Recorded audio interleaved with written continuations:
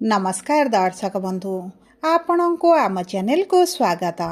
पवित्र महाशिवरात्रि उपलक्षे समस्त मकर राशि व्यक्ति विशेष मानू अनेक अनेक शुभेच्छा और शुभकामना। आपणकर जदि मकर राशि होता है तेबे एही भिडियोटी को थरे मात्र शेष पर्यंत देखंतु एवं निजर व्यस्त बहुल समय मध्यरु मात्र 10 मिनिट समय आपण निज पाई दियंतु कहीं आमर आज भिडियोटी समस्त मकर राशि व्यक्ति विशेषों बहुत अधिक गुरुत्वपूर्ण रही। कहीं गुरुत्वपूर्ण रही आपण भिडियोटी को शेष पर्यंत देखिले निश्चित भाव जानीपारे।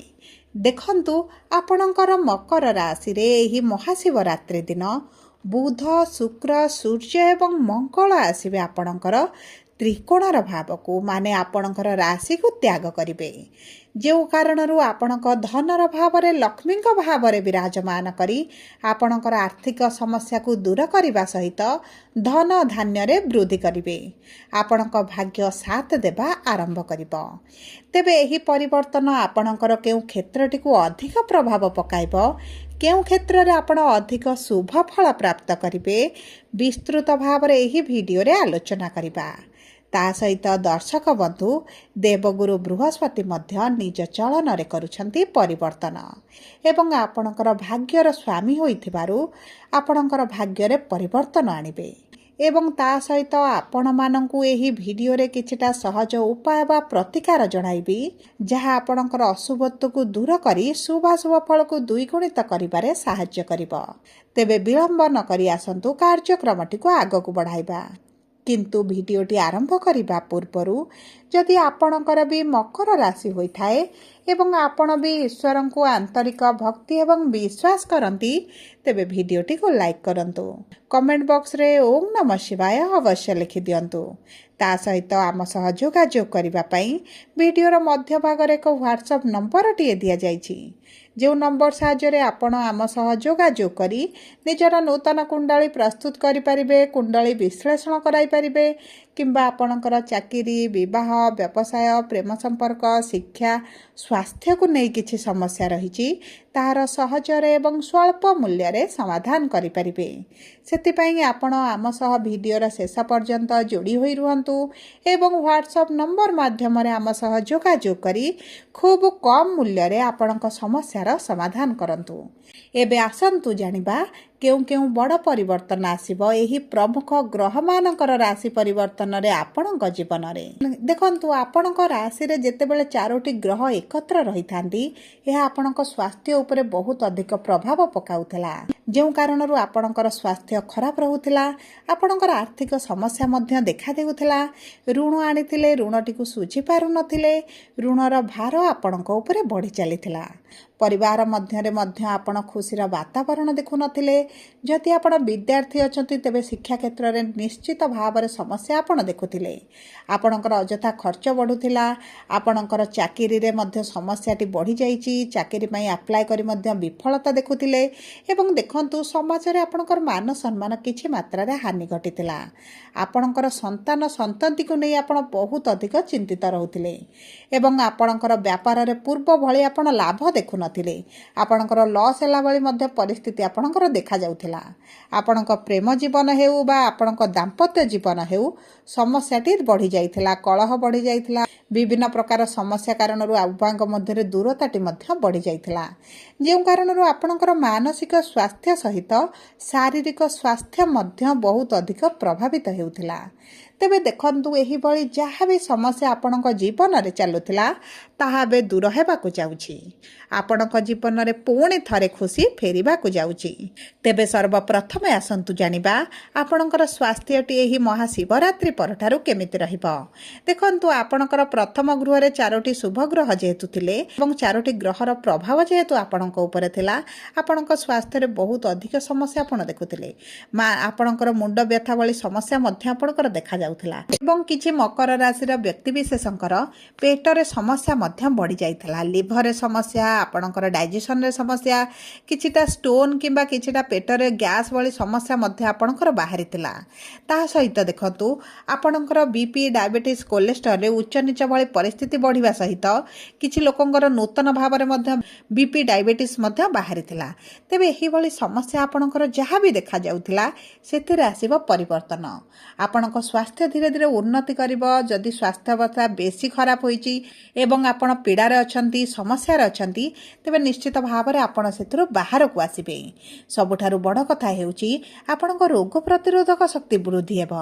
ଆପଣଙ୍କର ଋତୁକାଳୀନ ସମସ୍ୟା ଆପଣଙ୍କର ଦୂର ହେବ।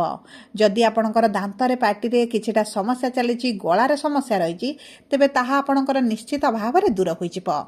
ଏବଂ ଦେଖନ୍ତୁ ଆପଣଙ୍କ ସ୍ୱାସ୍ଥ୍ୟ ଏହି ମହାଶିବରାତ୍ରି ପରଠାରୁ ନିଶ୍ଚିତ ଭାବରେ ବଦଳିବ। ଏବେ ଆସନ୍ତୁ ଜାଣିବା କିପରି ରହିବ ଆପଣଙ୍କର ଆର୍ଥିକ ସ୍ଥିତିଟି ଏହି ମହାଶିବରାତ୍ରି ପରଠାରୁ। ଦେଖନ୍ତୁ ଆପଣଙ୍କର ଅର୍ଥର ଭାବକୁ ଯେତେବେଳେ ସୂର୍ଯ୍ୟ ଏବଂ ମଙ୍ଗଳ ଗୋଚର କରିବେ, ଆପଣଙ୍କର ଆର୍ଥିକ ସ୍ଥିତିରେ ଆସିବ ପରିବର୍ତ୍ତନ।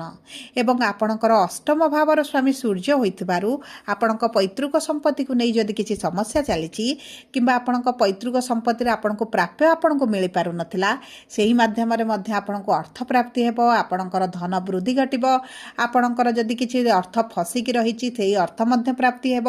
ଏବଂ ଆପଣ ଯଦି କିଛି ପ୍ରପର୍ଟି ବିକ୍ରି କରିବା ପାଇଁ ଚାହୁଁଥିଲେ କିମ୍ବା କ୍ରୟ କରିବା ପାଇଁ ଚାହୁଁଥିଲେ ଏବଂ ବିଭିନ୍ନ ପ୍ରକାର ସମସ୍ୟା ପାଇଁ ଆପଣ ପ୍ରପର୍ଟିକୁ ବିକ୍ରି କରିପାରୁନଥିଲେ, ତେବେ ମଧ୍ୟ ଆପଣଙ୍କ ପ୍ରପର୍ଟି ବିକ୍ରି ହୋଇପାରେ। ସେଥିମାଧ୍ୟମରୁ କିଛିଟା ଅର୍ଥ ପ୍ରାପ୍ତି କରିବେ ଏବଂ ଆପଣଙ୍କର ରୋଜଗାରରେ ବୃଦ୍ଧି ହେବା କାରଣରୁ ଆପଣଙ୍କର ଅଧିକାଂଶ କରଜ, ଲୋନ୍, ଋଣକୁ ଶୁଝିବା ପାଇଁ ସକ୍ଷମ ହେବେ। ବିଶେଷ ଭାବରେ ଆପଣଙ୍କର ବଡ଼ ଆକାରରେ କୌଣସି ଆର୍ଥିକ ସମସ୍ୟା ରହିବ ନାହିଁ। ଯଦି ଅର୍ଥକୁ କେନ୍ଦ୍ର କରି ଆପଣଙ୍କର କିଛି କାର୍ଯ୍ୟଟି ପେଣ୍ଡିଂ ରହିଛି, କରିପାରୁନାହାନ୍ତି, ଚିନ୍ତାରେ ରହିଛନ୍ତି, ତେବେ କୌଣସି ନା କୌଣସି ମାଧ୍ୟମରେ ଆପଣଙ୍କୁ ଅର୍ଥ ପ୍ରାପ୍ତି ହୋଇଯିବ ଏବଂ ଆପଣଙ୍କର ସେହି ସବୁ କାର୍ଯ୍ୟଗୁଡ଼ିକ ମଧ୍ୟ ସମ୍ପୂର୍ଣ୍ଣ ହୋଇଯିବ। ଦେଖନ୍ତୁ ଏହି ମହାଶିବରାତ୍ରି ପରଠାରୁ ଆପଣଙ୍କ ଉପରେ ମହାଦେବଙ୍କର ବିଶେଷ କୃପା ପ୍ରାପ୍ତି ହେବା ପାଇଁ ଯାଉଛି, ଯେଉଁ କାରଣରୁ ଆର୍ଥିକ ସମସ୍ୟା ତ ନିଶ୍ଚିତ ଭାବରେ ବଦଳିଯିବ। ଏବେ ଆସନ୍ତୁ ଜାଣିବା କିପରି ରହିବ ଆପଣଙ୍କ କର୍ମକ୍ଷେତ୍ର, ଚାକିରି, ବ୍ୟବସାୟ, ବ୍ୟାପାର, ବାଣିଜ୍ୟ। ଦେଖନ୍ତୁ ଆପଣଙ୍କର କର୍ମର ଗୃହର ସ୍ୱାମୀ ହେଉଛନ୍ତି ଶୁକ୍ର, ଯିଏ ଆପଣଙ୍କର ଧନର ଭାବରେ ବିରାଜମାନ କରିବେ। ଆପଣ ଯଦି ନୂତନ ଚାକିରିର ସନ୍ଧାନରେ ଅଛନ୍ତି କିମ୍ବା ନୂତନ ବ୍ୟବସାୟ ଆରମ୍ଭ କରିବା ପାଇଁ ଚେଷ୍ଟା କରୁଛନ୍ତି, ତେବେ ଏହି ଦୁଇଟି କାର୍ଯ୍ୟ ଆପଣଙ୍କର ନିଶ୍ଚିତ ଭାବରେ ଏହି ମହାଶିବରାତ୍ରି ପରଠାରୁ ହୋଇଯିବ। ଆପଣଙ୍କ ଚାକିରିରେ ପ୍ରମୋସନ୍ ହୋଇପାରେ, ଚାକିରିରେ ସାଲାରୀ ଇନକ୍ରିମେଣ୍ଟ ହୋଇପାରେ, ଚାକିରିରେ ପୋଷ୍ଟରେ ମଧ୍ୟ ଚେଞ୍ଜ ହୋଇପାରେ କିମ୍ବା ଆପଣଙ୍କର କର୍ମକ୍ଷେତ୍ରରେ ଯଦି ଆପଣ ଅସନ୍ତୁଷ୍ଟ ଅଛନ୍ତି, କର୍ମକ୍ଷେତ୍ରରେ ପରିବର୍ତ୍ତନ ଚାହୁଁଛନ୍ତି, ଚାକିରି ବଦଳାଇବା ପାଇଁ ଚାହୁଁଛନ୍ତି, ତେବେ ମଧ୍ୟ ଆପଣଙ୍କ ପାଇଁ ଅତି ଉତ୍ତମ ସମୟ ରହିବ। ଆପଣଙ୍କର ଅଧିକ ଦରମା ସହିତ ନୂତନ ଚାକିରି ମଧ୍ୟ ପ୍ରାପ୍ତ ହୋଇପାରେ ଏବଂ ତାହା ସହିତ ଦେଖନ୍ତୁ ଯଦି ଆପଣଙ୍କର ଚାକିରିରେ ଶତ୍ରୁ ବୃଦ୍ଧି ଘଟିଥିଲେ, ଯେଉଁ କାରଣରୁ ଆପଣ ବିଭିନ୍ନ ପ୍ରକାର ସମସ୍ୟାର ସମ୍ମୁଖୀନ ହେଉଛନ୍ତି, ମାନସିକ ଅସ୍ଥିରତା ଦେଖାଯାଉଛି, ଚିନ୍ତାଗ୍ରସ୍ତରେ ରହୁଛନ୍ତି, ତେବେ ଆପଣଙ୍କର ଶତ୍ରୁମାନେ ହାନ ହେବା ପାଇଁ ଯାଉଛନ୍ତି।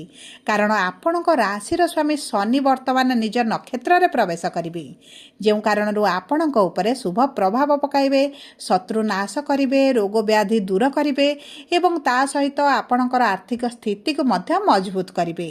ଏବଂ ଦେଖନ୍ତୁ ଯଦି ଆପଣ ବିଦେଶରେ ରହୁଛନ୍ତି ଏବଂ ବିଦେଶରେ ରହି କିଛି ଚାକିରି କରୁଛନ୍ତି, ସମସ୍ୟାରେ ରହିଛନ୍ତି, ତେବେ ମଧ୍ୟ ଆପଣଙ୍କ ସେହି କ୍ଷେତ୍ରରେ ଶୁଭ ପରିବର୍ତ୍ତନ ଆସିବ।